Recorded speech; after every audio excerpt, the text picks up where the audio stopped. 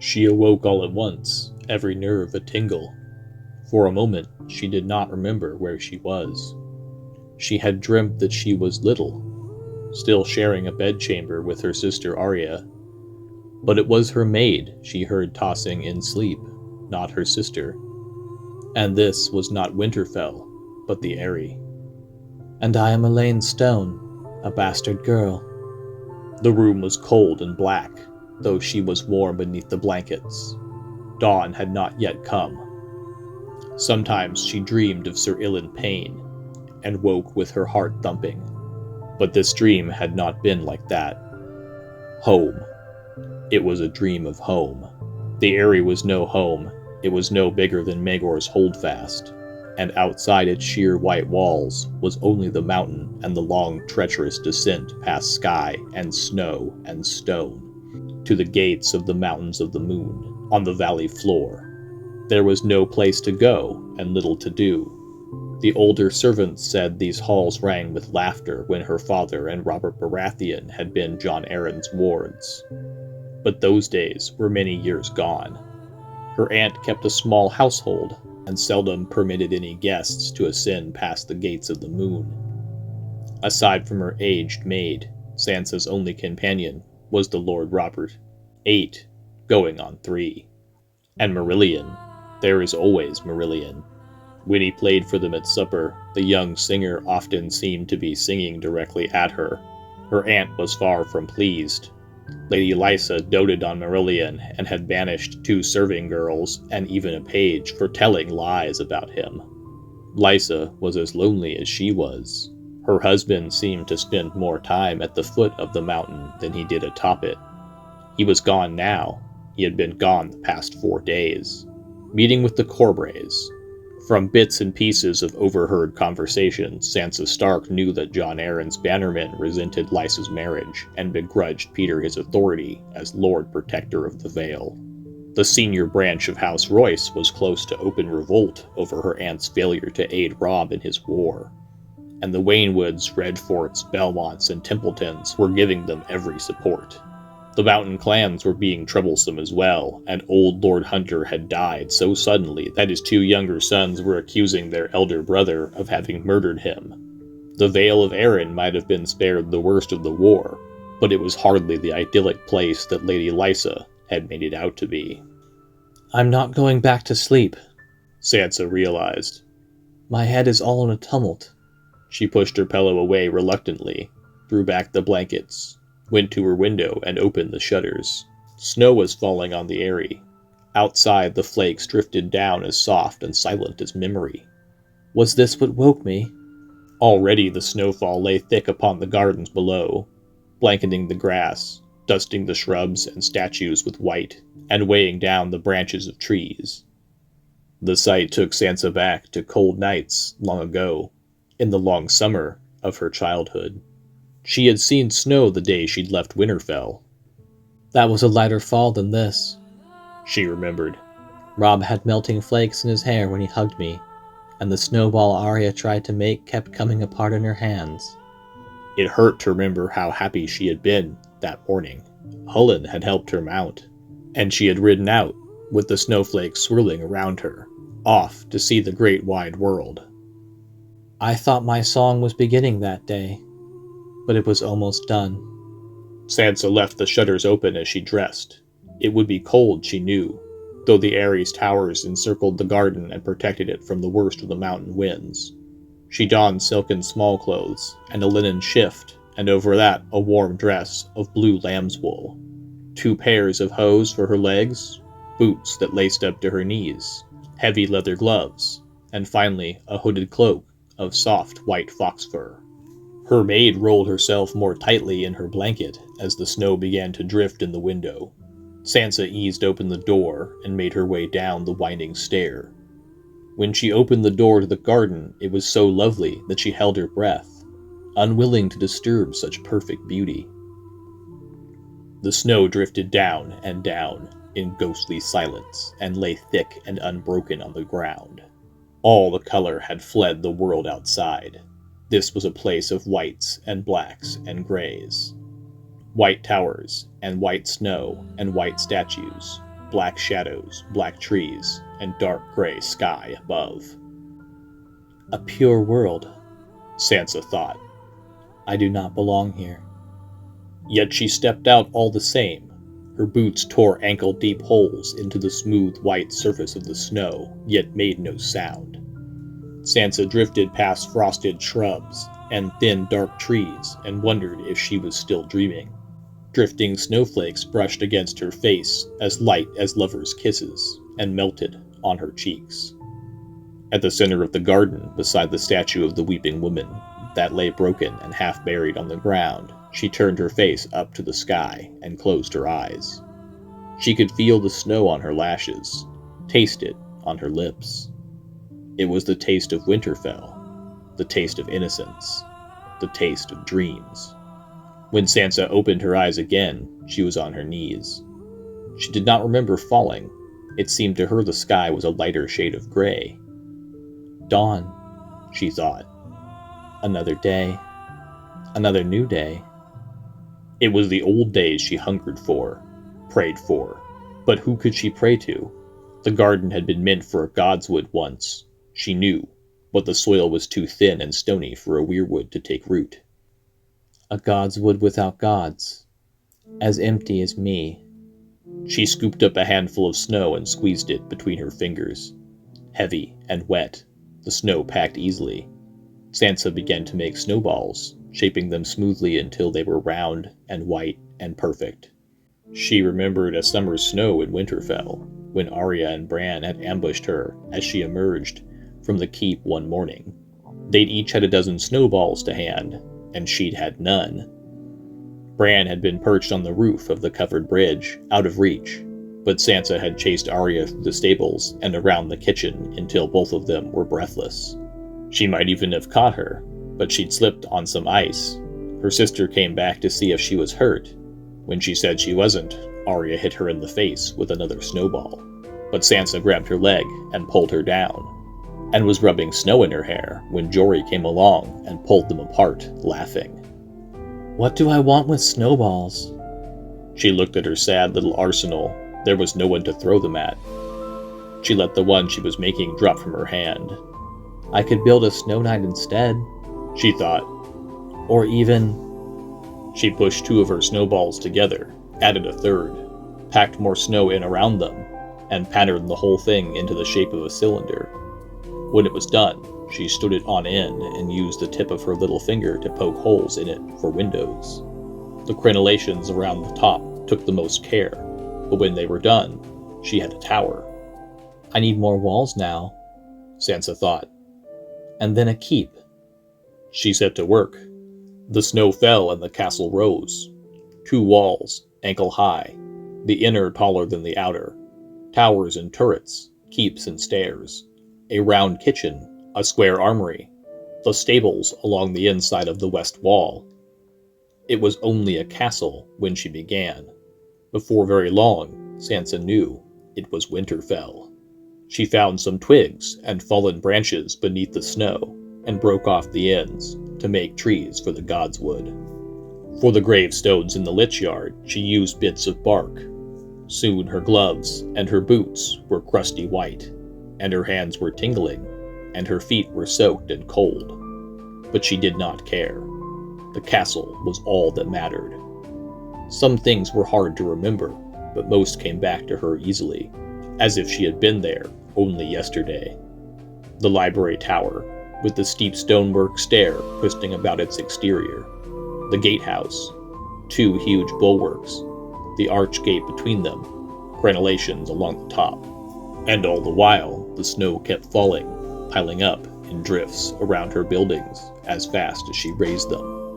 She patted down the pitched roof of the great hall, and when she heard a voice and looked up to see her maid calling from her window, "Was my lady well? Did she wish to break her fast?" Sansa shook her head and went back to shaping snow, adding a chimney to the end of the great hall where the hearth would stand inside.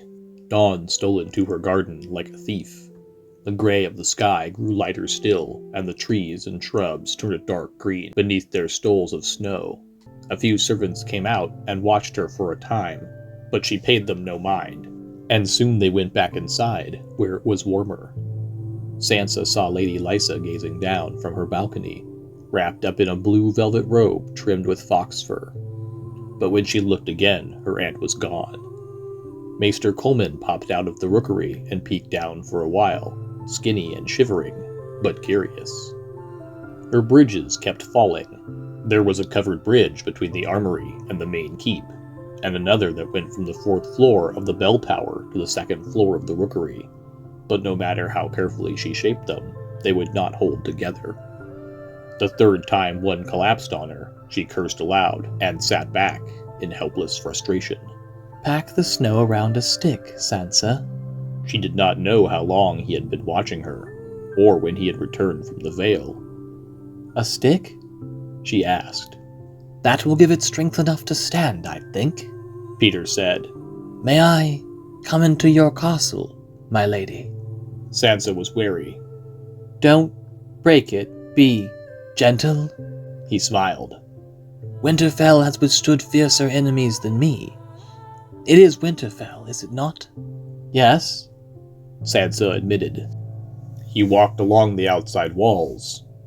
I used to dream of it in those years after Cat went north with Eddard Stark.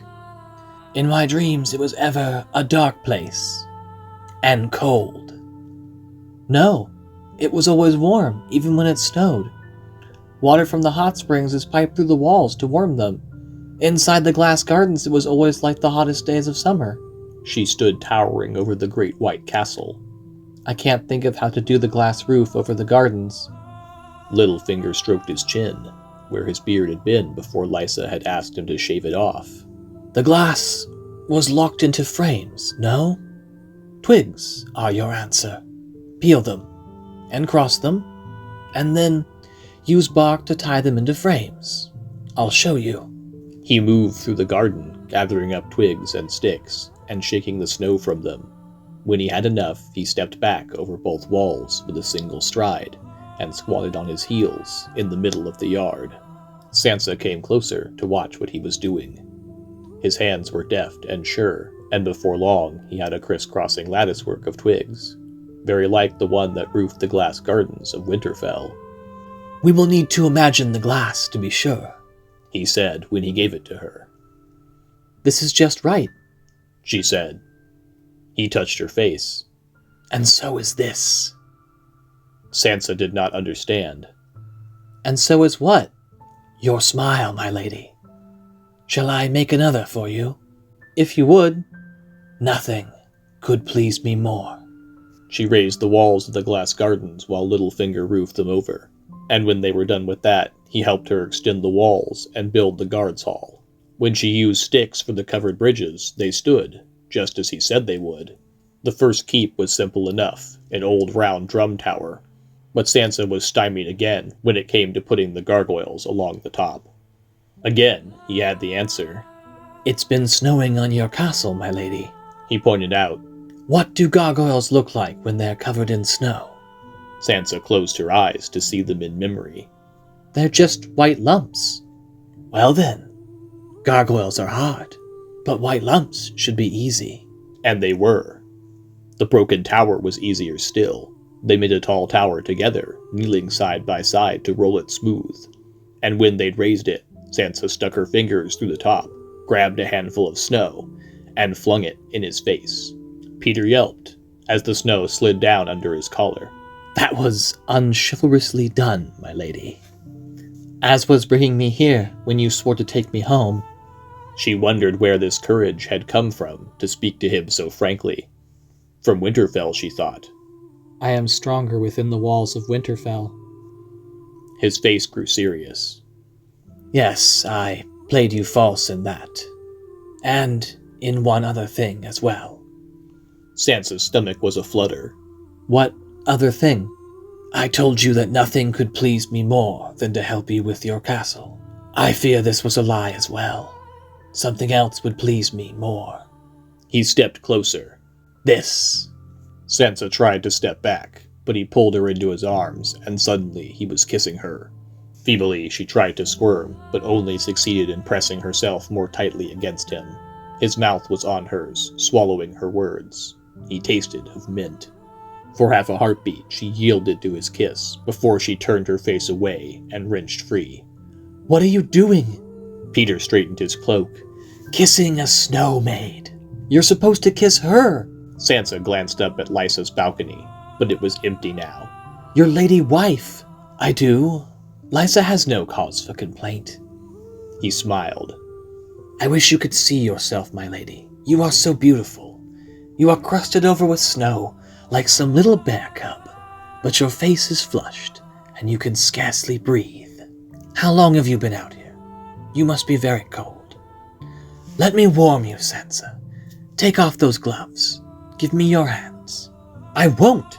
He sounded almost like Marillion, the night he'd gotten so drunk at the wedding. Only this time, Lothar Brune would not appear to save her. Sir Lothar was Peter's man. You shouldn't kiss me. I might have been your own daughter. Might have been, he admitted with a rueful smile. But you are not, are you?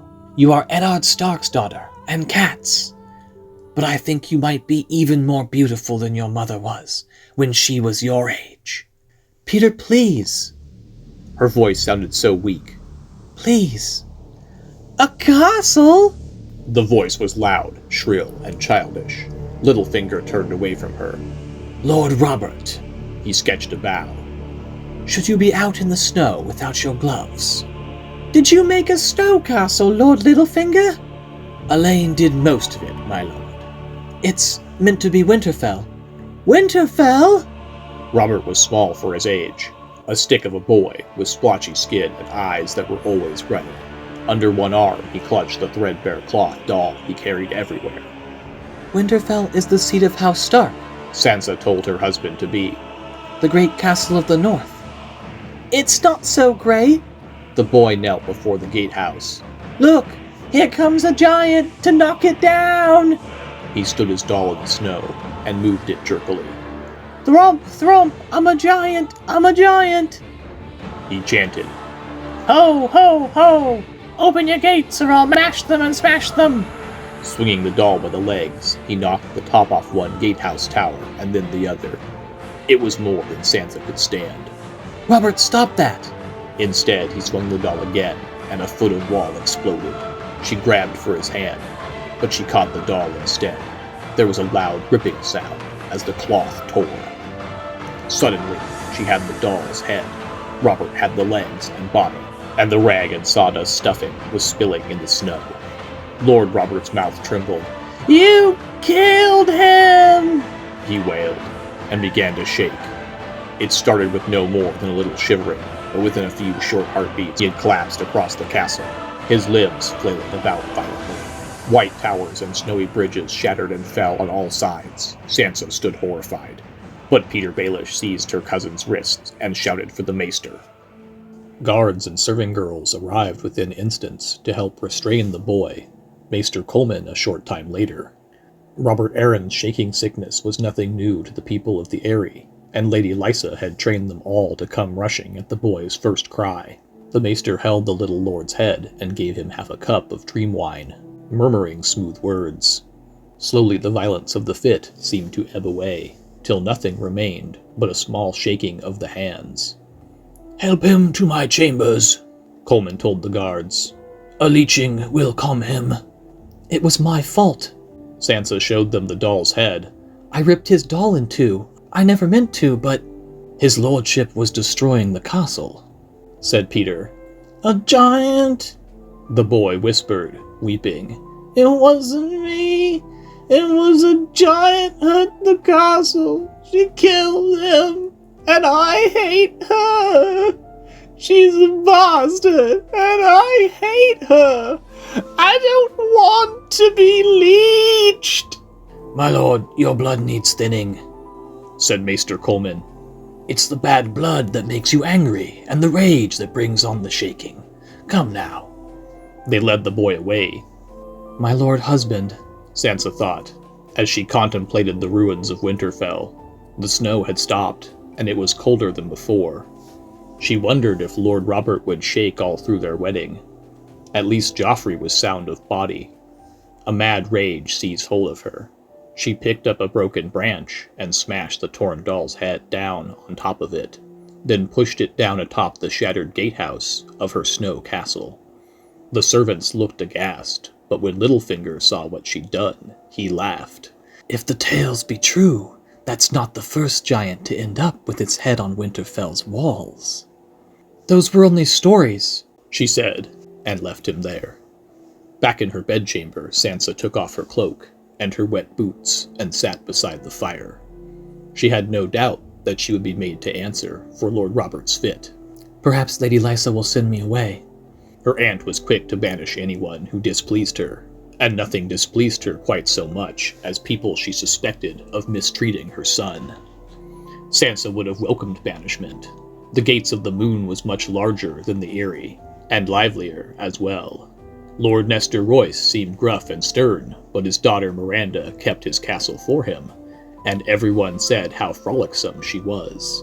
Even Sansa's supposed bastardy might not count too much against her below.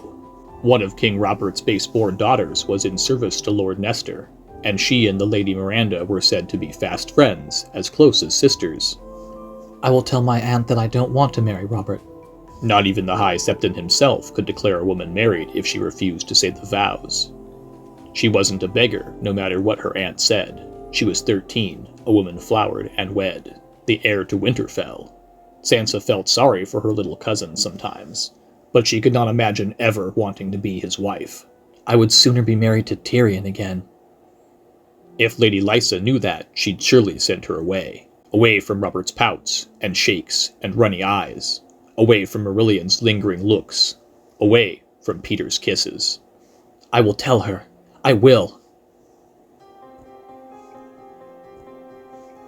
It was late that afternoon when Lady Lysa summoned her. Sansa had been marshalling her courage all day, but no sooner did Marillion appear at her door than all her doubts returned.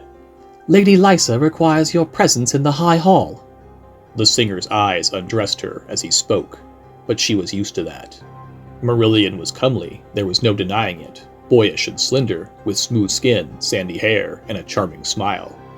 But he had made himself well hated in the Vale, by everyone but her aunt and little Lord Robert. To hear the servants talk, Sansa was not the first maid to suffer his advances, and the others had not had Lothar Brune to defend them.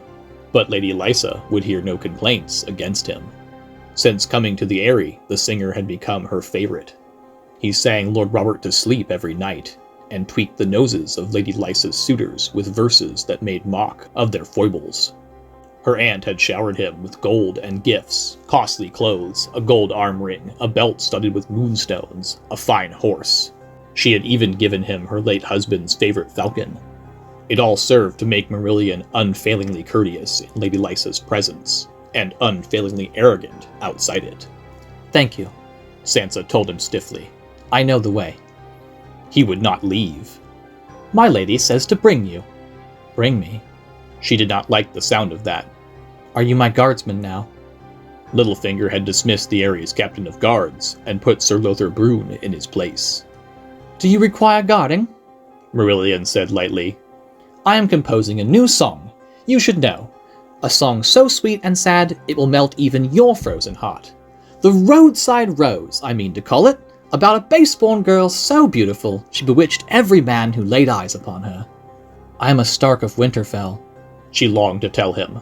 Instead, she nodded, and let him escort her down the tower steps and along the bridge.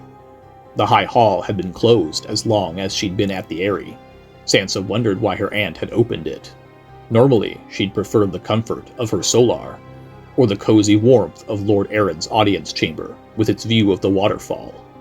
2 guards in sky-blue cloaks flanked the carved wooden doors of the High Hall, spears in hand. No one is to enter as long as Elaine is with Lady Lysa, Marillion told them. Aye! The men let them pass, then crossed their spears. Marillion swung the doors shut and barred them with a 3rd spear, longer and thicker than those the guards had bore. Sansa felt a prickle of unease. Why did you do that? My lady awaits you. She looked about uncertainly. Lady Lysa sat on the dais in a high-backed chair carved of weirwood alone. To her right was a second chair, taller than her own, with a stack of blue cushions piled on the seat. but Lord Robert was not in it. Sansa hoped he'd recovered. Marillion was not like to tell her. Sansa walked down the blue silk carpet between rows of fluted pillars slim as lances.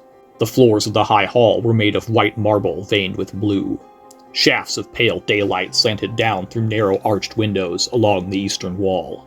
Between the windows were torches mounted in high iron sconces, but none of them was lit. Her footsteps fell softly on the carpet. Outside the wind blew, cold and lonely. Amid so much white marble, even the sunlight looked chilly somehow, though not half so chilly as her aunt. Lady Lysa had dressed in a gown of cream-colored velvet and a necklace of sapphires and moonstones. Her auburn hair had been done up in a thick braid that fell across one shoulder. She sat on the high seat watching her niece approach, her face red and puffy beneath paint and powder. On the wall behind her hung a huge banner, a moon and falcon of House Eyrie in cream and blue. Sansa stopped before the dais and curtsied. She could still hear the sound of wind and the soft chords Marillion was playing at the foot of the hall. "I saw what you did," the Lady Lysa said. Sansa smoothed down the folds of her skirt. "I trust Lord Robert is better? I never meant to rip his doll. He was smashing my snow castle. I only—" "Will you play the coy deceiver with me?" her aunt said. "I was not speaking of Robert's doll. I saw you kissing him." The high hall seemed to grow a little colder. The walls and floor and columns might have turned to ice. "He kissed me." Lysa's nostrils flared. "And why would he do that? He has a wife who loves him, a woman grown, not a little girl. He has no need for the likes of you. Confess, child, you threw yourself at him. That is the way of it." Sansa took a step back. "That's not true. Where are you going? Are you afraid? Such wanton behavior must be punished. But I will not be hard on you. We keep a whipping boy for Robert, as is the custom in the free cities. His health is too delicate for him to bear the rod. I shall find a common girl to take your whipping. But first you must own up to what you've done. I cannot abide a liar, Elaine." "I was building a snow castle," Sansa said. "Lord Peter was helping me, and then he kissed me. That's what you saw." "Have you no honor?" her aunt said sharply. "Or do you take me for a fool? You do, don't you? You take me for a fool. Yes, I see it now. I'm not a fool. You think you can have any man you want because you're young and beautiful. Do you think I haven't seen the looks you give Marillion? I know everything that happens in the Eyrie, little lady, and I have known your like before. You are mistaken if you think your big eyes and strumpet smiles will win you Peter. He is mine." She rose to her feet. "They all tried to take him from me. My lord father, my husband, your mother, Catelyn most of all. She liked to kiss Peter too. Oh yes, she did." Sansa retreated a step. "My mother? Yes, your mother, your precious mother, my own sweet sister. Don't you think to play the innocent with me, you vile little liar. All those years in River Run, she played with Peter as if he were her little toy. She teased him with soft smiles and sweet words and wanton looks, and she made his nights a torment. No, my mother is dead." She wanted to shriek. "She was your own sister, and she's dead." "She didn't. She wouldn't." "How would you know? Were you there?" Lysa descended from the high seat, her skirt swirling. "Did you come with Lord Bracken and Lord Blackwood the time they visited to lay their feud before my father? Lord Bracken's singer played for us, and Catelyn danced 6 dances with Peter that night. 6! I counted! When the lords began to argue, my father took them up to his audience chamber, so there was no one to stop us drinking. Edmure got drunk, young as he was, and Peter tried to kiss your mother, only she pushed him away. She laughed at him. He looked so wounded I thought my heart would burst. And afterward, he drank until he passed out at the table. Uncle Brendan carried him away to his bed before my father could find him like that. But you remember none of it, do you?" She looked down angrily. "Do you?" "Is she drunk or mad? I was not born, my lady." "You were not born, but I was. So do not presume to tell me what is true. I know what is true. You kissed him." "He kissed me," Sansa insisted again. "I never wanted." "Be quiet. I have given you leave to speak. You enticed him, just as your mother did that night at River Run, with her smiles and her dancing. You think I could forget? That was the night I stole up to his bed to give him comfort. I bled, but it was the sweetest hurt. He told me he loved me, and then he called me Cat, just before he fell back to sleep. Even so, I stayed with him until the sky began to lighten. Your mother did not deserve him. She would not even give him her favor to wear when he fought Brennan Stark. I would have given him my favor. I gave him everything. He is mine now, not Catelyn's, and not yours." All of Sansa's resolve had withered in the face of her aunt's onslaught. Lysa Arryn was frightening her as much as Queen Cersei ever had. "He's yours, my lady," she said, trying to sound meek and contrite. May I have your leave to go?" "You may not!" Her aunt's breath smelled of wine. "If you were anyone else, I would banish you. I would send you down to Lord Nestor at the gates of the moon, or back to the Fingers. How would you like to spend the rest of your life on that bleak shore, surrounded by slatons and sheep pellets? That's what my father meant for Peter. Everyone thought it was because of that stupid duel with Brandon Stark, but that was not so. Father said I ought to thank the gods that so great a lord as Jon Arryn was willing to take me soil, but I knew it was only for the swords. I had to marry Jon, or my father would have turned me out. I am telling you all of this so you'll understand how much we love each other, how long we have suffered and dreamt of one another. We made a baby together, a precious little baby." Lysa put her hand flat against her belly, as if the child was still there.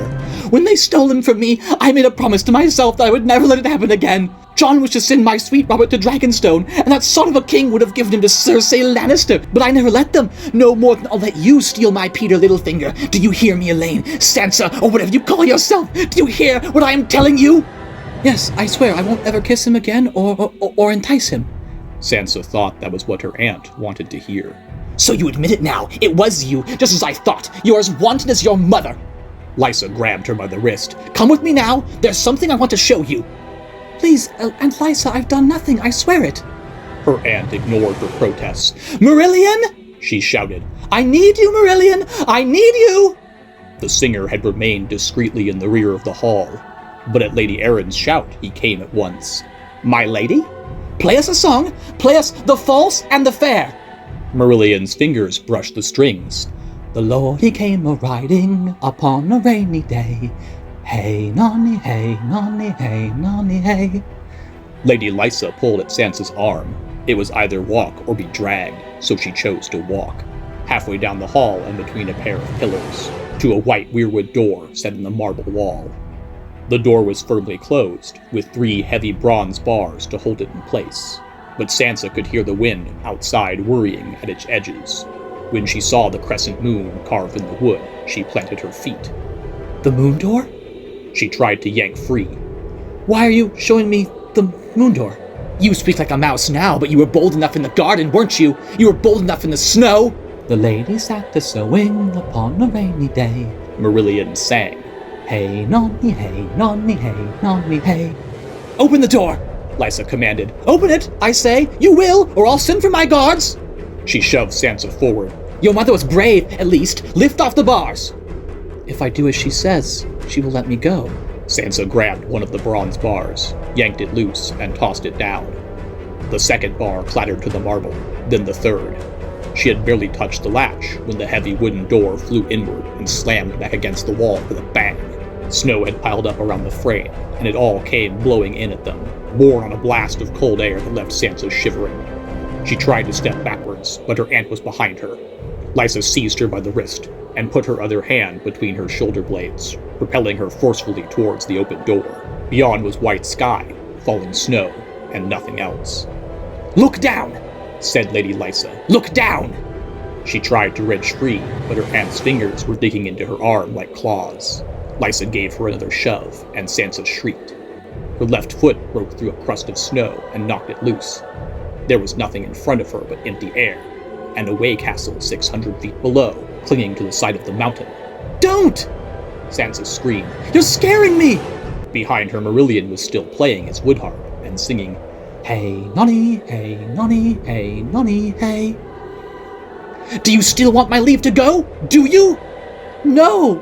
Sansa planted her feet and tried to swerve backwards, but her aunt did not budge. "Not this way, please!" She had put a hand up, her fingers scrabbling at the doorframe, but she could not get a grip, and her feet were sliding on the wet marble floor. Lady Lysa pressed her forward inexorably. Her aunt outweighed her by 3 stone. "The lady lay a-kissing upon a mound of hay." Marillion was singing. Sansa twisted sideways, hysterical with fear, and one foot slipped out over the void. She screamed. "Hey, nonny, hey, nonny, hey, nonny, hey." The wind flapped her skirts up and bit at her bare legs with cold teeth.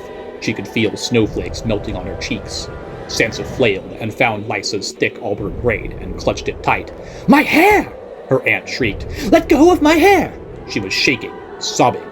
They teetered on the edge. Far off, she heard the guards pounding on the doors with their spears, demanding to be let in. Merillion broke off his song. Lysa, what is the meaning of this?